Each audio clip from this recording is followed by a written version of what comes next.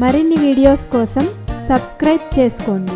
Latest updates కోసం గంట ఐకాన్ను click చేయండి.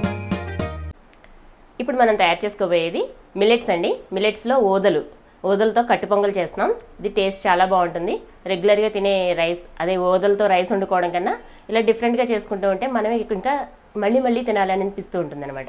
దీనికి కావాల్సిన పదార్థాలు తయారు చేసుకునే విధానం ఇప్పుడు చూద్దాం. ఓదల కట్టు పొంగల్ తయారు చేయడానికి కావాల్సిన పదార్థాలు: ఓదలు ఒక గ్లాస్ తీసుకున్నా అండి. ఒక పావు గ్లాసు పెసరపప్పు తీసుకోవాలి, జీడిపప్పు, కట్ చేసి పెట్టుకున్న పచ్చిమిరపకాయలు, కరివేపాకు, ఎండుమిరపకాయలు, తాలింపులు, 2 స్పూన్స్ నెయ్యి, ఉప్పు, ఇది రాళ్ళ ఉప్పు అండి, మిరియాలు, అల్లం. సామలు కట్టు పొంగలి తయారు చేసుకునే విధానం: దీనికి ముందుగా ఈ గ్లాస్తో సామలు తీసుకున్నానండి. ఇదే గ్లాస్తో 3 గ్లాసులు నీళ్లు తీసుకోవాలి. ఎసరు మరిగిన తర్వాత అప్పుడు వేసుకోవాలన్నమాట.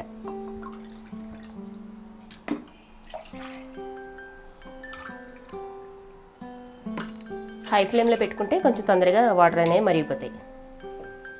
ఈ సామలు నైట్ నానబెట్టుకోవాలండి. నైట్ నానబెట్టుకోవాలి. మార్నింగ్ ఇప్పుడు చేసుకునేటప్పుడు పెసరపప్పు ఇందులో కలుపుకొని ఒకసారి కడిగేసుకుని ఎసరు మరిగాక వేసేసుకోవాలి. వాటర్ మరిగిపోయినాయండి. మనం కడిగి పెట్టుకున్న ఈ సామల్ని వేసేసుకోవాలన్నమాట. పెసరపప్పు కూడా కలిపి కడిగేసుకోవాలండి.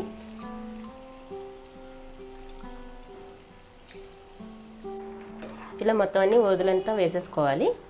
ఒకసారి కలుపుకున్న తర్వాత దీనికి సరిపడగా సాల్ట్ వేసేసుకోవాలండి. ఇది రాళ్ళ ఉప్పు.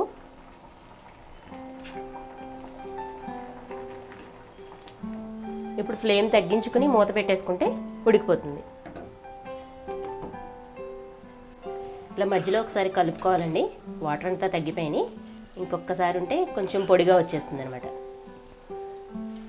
ఒక 2 నిమిషాల పాటు మూత పెట్టుకుంటే మగ్గిపోతుంది.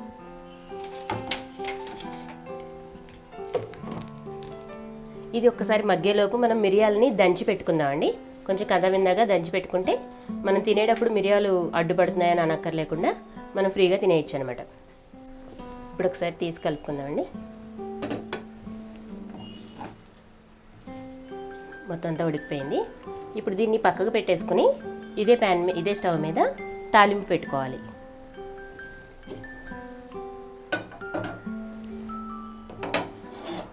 ఒక 2 స్పూన్స్ నెయ్యి వేసుకోవాలండి.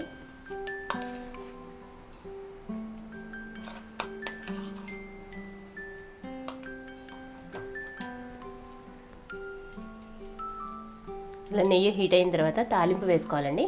శనగపప్పు, మినపప్పు, జీలకర్ర, ఆవాలు.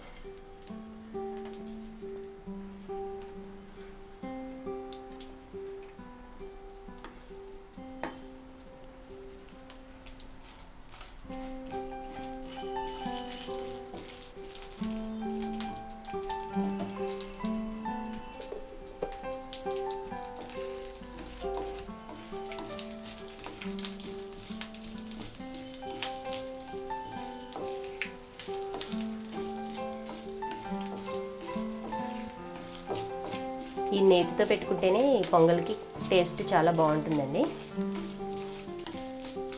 తాలింపు కొంచెం హీట్ అయిన తర్వాత జీడిపప్పు వేసుకోవాలి.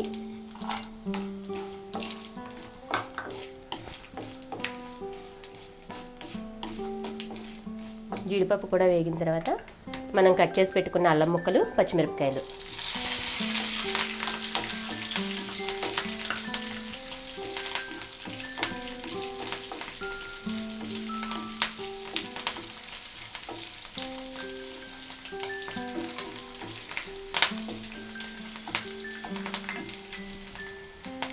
ఇప్పుడే కరివేపాకు, ఎండుమిరపకాయలు కూడా వేసేసుకోవాలి.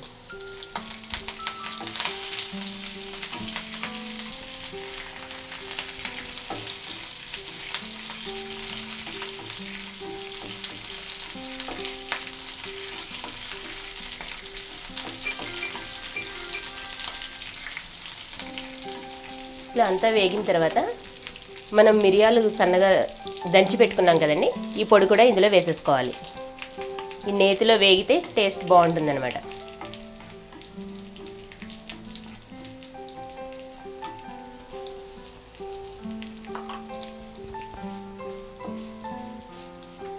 ఇప్పుడు ఇలా వేగిందని ఇప్పుడు స్టవ్ ఆఫ్ చేసేసుకుని మనం ఉడకబెట్టి పెట్టుకున్నాం కదండి ఓదల మిశ్రమం, అందులో కలిపేసుకోవాలి. ఇలా వేయించుకున్న తాలింపుని ఇందులో కలిపేసుకోవాలి. ఇది కొంచెం మిరియాల పొడి ఉంది కాబట్టి ఇది రైస్ ఇందులో వేసుకుంటే మనకి ఇలా తీసుకోవడానికి ఈజీగా ఉంటుందండి.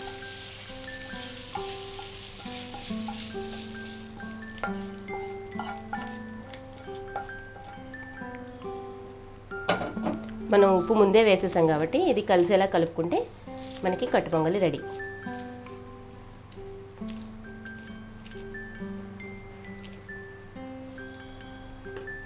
ఇది చాలా రుచిగా ఉంటుందండి, పిల్లలు అందరూ కూడా ఇష్టపడతారు. పెసరపప్పు ఉంటుంది కాబట్టి కమ్మగా ఉంటుందన్నమాట. మిరియాలు అయితే ఇంకా డైజెషన్కి చాలా మంచిది. ఎంతో రుచిగా ఉండే ఊదల కట్టు పొంగలి రెడీ. మీకు ఈ వీడియో నచ్చినట్లయితే లైక్ బటన్ని క్లిక్ చేయండి. అలాగే మీ అభిప్రాయాలను కామెంట్ బాక్స్లో రాయండి. ఇంకా ఈ ఛానల్ని ఇంకా సబ్స్క్రైబ్ చేయని వాళ్ళు సబ్స్క్రైబ్ బటన్ని క్లిక్ చేసి సబ్స్క్రైబ్ చేసుకోండి.